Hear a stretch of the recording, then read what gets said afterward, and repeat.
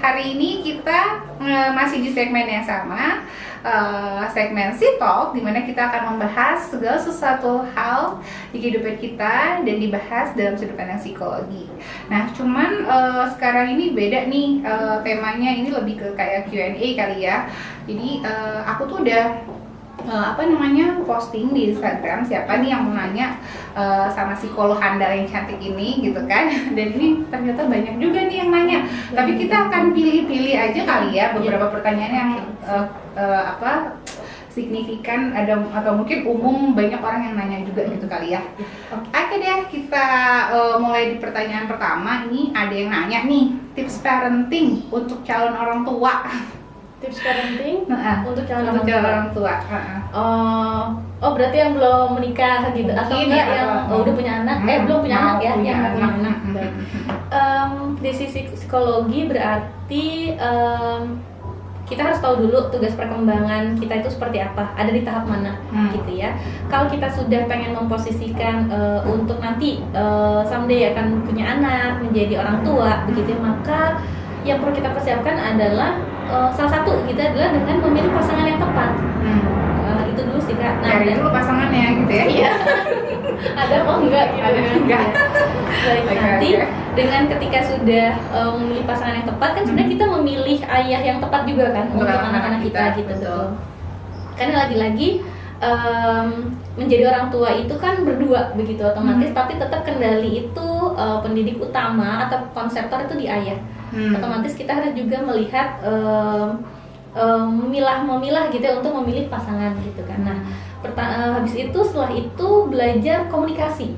Kita harus memperbanyak komunikasi gini, karena dulu misalnya ketika kita sebelum menikah kita hanya berkomunikasi dengan orang tua, dengan kakak gitu.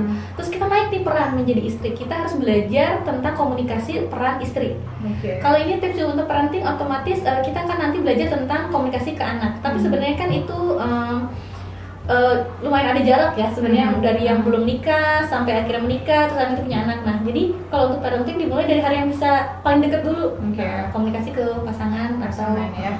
Tetap intinya belajar ilmu, cari ilmu. Oke, pertanyaan selanjutnya nih, penyebab anak sulit fokus ketika bermain satu permainan biasanya apa dan bagaimana solusinya? Sebenarnya kalau fokus itu kita biasanya melihat dulu kebutuhan fisik. Jadi kalau kebutuhan fisik anak belum terpenuhi, dia akan sulit untuk fokus.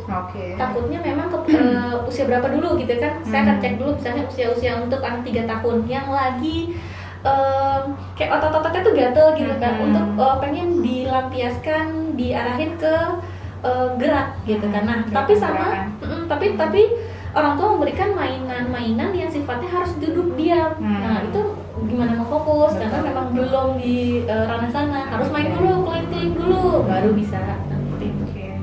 Jadi harus tepat semuanya ya. Dilihat usia anak, gitu, tahap perkembangannya gitu ya. Sama kita nih juga bisa lihat rentang fokus anak dari misalnya gini, 2-5 menit itu dikali usia anak. Misalnya anak usia 2 tahun, maka 2-5 menit berarti 2 kali 2 berarti 4 sampai 5 kali 4 sampai 10 menit itu rentangnya, rentang fokus anak yang benar-benar bisa fokus gitu. Jadi kalau anak baru ini langsung kemana ya memang usianya segitu gitu, dan masih wajar gitu ya. Jangan kita yang menuntut lebih gitu. Ekspektasinya disesuaikan dengan kondisi anak ya. Iya, tugas perkembangan anak. Oke deh, selanjutnya apa betul supaya anak bisa fokus belajar itu setiap harinya harus konsisten di jam yang sama? Misalnya jam 9 gitu. Iya, sebenarnya karena anak ini bisa teratur gitu, itu kan dikendalikan sama orang tua, sama ibu. Otomatis seperti jam bangun tidur, itu misalnya terbiasa bangun jam 5, bangun jam 6. Nah, itu kan membiasakan alarm tubuh fisiologisnya anak. Jadi otomatis ketika sudah terbiasa habis bangun, terus kebutuhannya itu makan, mandi, habis itu sudah segar, udah kenyang, jam-jam segitu untuk biasa waktu belajar. Biasa makanya kita sekolah di waktu jam 8 kayak gitu, berarti akan lebih fokus gitu, karena udah selama kebutuhan anak kayak makan sama mandi tidur itu cukup. Kebutuhan primernya lah ya. Iya, karena banyak yang akhirnya tuh jadi kayak apa ya, bermasalah gitu ya, nggak mau belajar, nggak mau masuk sekolah, ternyata karena cuma makan 1 suap. Oh, itu mah belum makan, belum terpenuhi. Dan itu memang penting ya, sarapan pagi. Iya, apa sih teori Maslow? Iya, benar. Kebutuhan yang paling dasar ya. Benar. Oke. Jadi di setting gitu ya, mau nanti akan terprogram sendirinya. Oke, selanjutnya bagaimana cara memberi pengertian anak 2,8 tahun tanpa marah, tanpa mengancam? Kayaknya fenomena yang umum kali ya. Kadang kita nggak sabar gemes strateginya gitu. Sepemahaman saya kan kalau nggak salah ini usia 2,8 ini atau 3 tahun ini kan masuk ke pengen inisiatif sendiri. Jadi otomatis orang tua eksplorasi juga ya. Jadi permainan itu harus dia coba sendiri gitu. Misalnya kita suka nyapu, anak dibelikan sapu kecil. Anak kita sering lihat anak pegang gelas, terus ketika kita ambil dia nggak mau, berarti kita latih anak nuangin gelas dan pegang gelas yang benar, kayak gitu.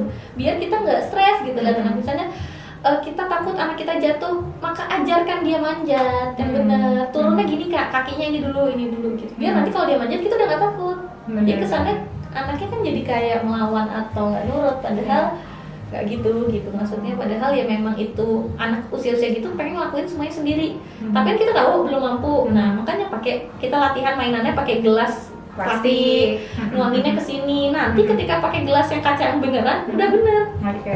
Nah, gitu ya. Gitu moms and dad. Ini ada lagi nih, satu lagi aja kali ya. Kapan ciri-ciri anak sebentar ya.